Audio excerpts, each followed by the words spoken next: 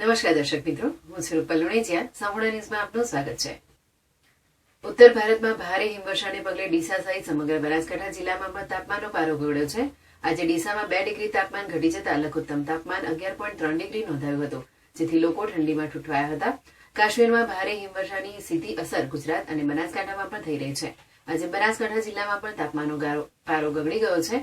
ડીસામાં આજે લઘુત્તમ તાપમાન 11.3 ડિગ્રી આસપાસ નોંધાયું હતું.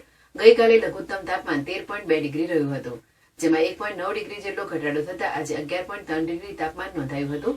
છેલ્લા 2 દિવસમાં જ કોલ્ડ વેવના કારણે તાપમાનમાં 4 ડિગ્રીનો ઘટાડો નોંધાયો છે.